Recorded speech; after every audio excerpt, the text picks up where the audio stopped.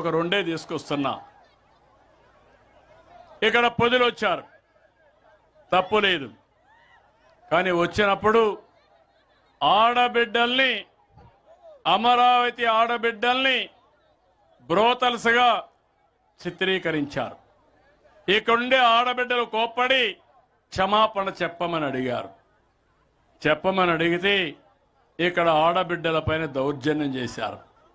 ఇది న్యాయమా అని మిమ్మల్ని అడుగుతున్నా.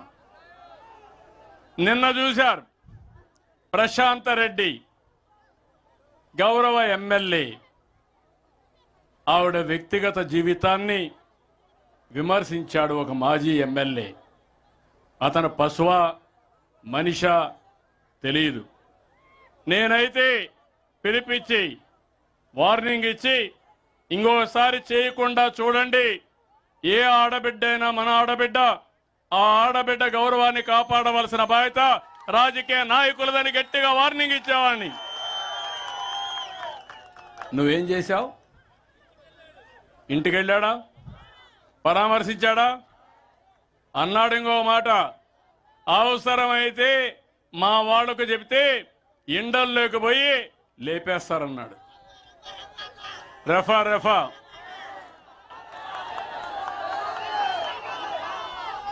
ఒకసారి ఆమారా, నేనే ముఖ్యమంత్రి, బాబాయ్ గుండెపోటు సాక్షి టీవీ బ్రాడ్కాస్ట్ చేశారు, నేనే ఎంపయ్యా. యామారిన దానికి నెక్స్ట్ డే నా చేతిలో కత్తి పెట్టి నారాసుర రక్త చరిత్ర సాక్షి పేపర్లో వేసి రాజకీయ విన్యాసం. నిన్న మీరు చూశారు, గుంటూరులో వాళ్ళ కార్యకర్తే వచ్చాడు, ట్రాక్టర్ కింద వాళ్ళ కారు కింద పడ్డాడు. ఏం చేయాలి? మీరైతే ఏం చేస్తారు? అతన్ని కాపాడతారా లేదా? చెయ్యాలనా లేదా? మన మనుషులతో పనిచేస్తామా లేదా? ఏం చేశాడు? ఎత్తి ఆ పొదల్లో పారేశారు. అతను చనిపోయాడు. చనిపోతే అంబులెన్స్ పైన పెట్టాడు. ఇది న్యాయమా అని మిమ్మల్ని అడుగుతున్నా. నిన్న మీరు చూశారు, బంగారుపాలెంలో మార్కెట్ కమిటీ ఉంది, అక్కడికి వెళ్ళాడు. అక్కడ వాళ్ళ మనుషులు పెట్టి దౌర్జన్యంగా మామిడికాయలు ట్రాక్టర్ లాక్కొని వచ్చి రోడ్డు మీద పోసి ధర లేదని విన్యాసం చేశాడు. ఇప్పుడు ఏం చేశాడంటే దానిపైన దుర్మార్గమైన కార్యక్రమం.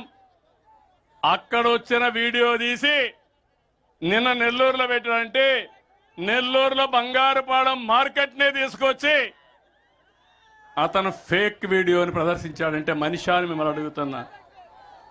మీరు సాక్షి పేపర్ చూస్తారా అని అడుగుతున్నా, సాక్షి టీవీ చూస్తారా అని మిమ్మల్ని అడుగుతున్నా. ఇది ఫేక్ అవునా కాదని అడుగుతున్నా. ఇక్కడ ఒక విషయం ఉంది, మీ అందరికీ చెప్పాలి. ఈరోజు రాజకీయాలు అనేటివి ప్రజల కోసం పనిచేయాలి. వారి అంతిమ లక్ష్యం అధికారమైన నైతిక విలువలు, పద్ధతులు, నిబంధనలు, కట్టుబాట్లు తప్పనిసరిగా ఉండాలి. ఎక్కడున్నా నన్ను చూసి 10 మంది నేర్చుకోవాలి. ఈరోజు ఇతను చూసి ఏమి నేర్చుకుంటున్నారు తమ్ముళ్ళు? గొడ్డలి వేట్లు, బూతుల పంచాంగం, రఫే. అంటే నిన్న కూడా ఇండ్లకు పోయి మా వాళ్ళకి చెప్తే లేపేస్తారంటే, నువ్వు లేపేస్తే చూడడానికి ఇక్కడ ఉండేది సిబిఎన్.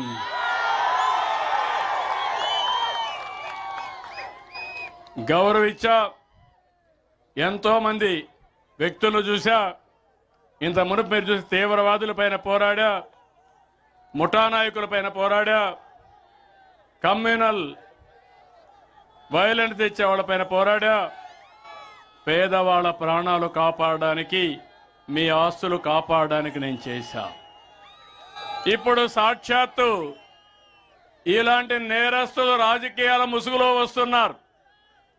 ఇప్పుడు నేను ముందు నేరస్తుల రాజకీయ ముసుగు తీసి నేరస్తుల్ని నేరస్తులుగానే పరిగణించాలి, అవునా కాదా అని మిమ్మల్ని అడుగుతున్నా.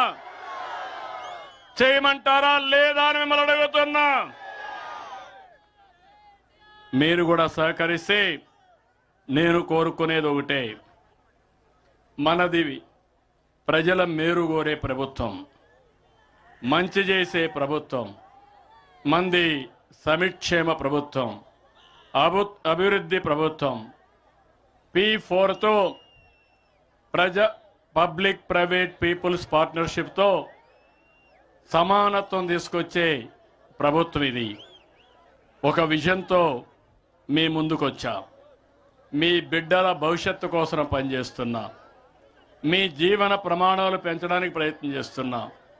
నా ఆశయం ఒకటే, హెల్తీ అంటే ఆరోగ్యం, వెల్తీ అంటే ఆదాయం ఎక్కువ వచ్చేట్టుగా, హ్యాపీ సంతోషం అంటే ఆరోగ్యంగా ఆదాయాన్ని పెంచుకొని సంతోషంగా ఉండడం.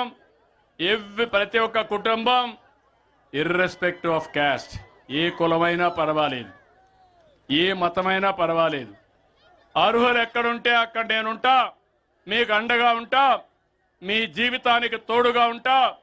రాబోయే రోజుల్లో మీ సమస్యలు పూర్తిగా పరిష్కారం చేసి ముందుకు తీసుకుపోయే బాధ్యత మాది. ఆశీర్వదించమని మిమ్మల్ని అందరినీ కోరుకుంటూ ఇది నిరంతరం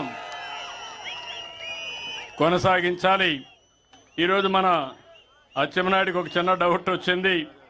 పర్వాలేదు, నేను చంద్రన్ ఉన్నంత వరకు భరోసా ఉండదని కాదు, భరోసా ఉంటుంది. అన్ని రకాలుగా భరోసా ఇస్తా. ఆరోగ్య భరోసా, ఆర్థిక భరోసా, భద్రత భరోసా, కుటుంబ భరోసా, అన్ని భరోసాలు ఇచ్చే బాధ్యత నాదని మరొక్కసారి హామీ ఇస్తూ సెలవు తీసుకుంటున్నా. జై హింద్, జై జన్మభూమి.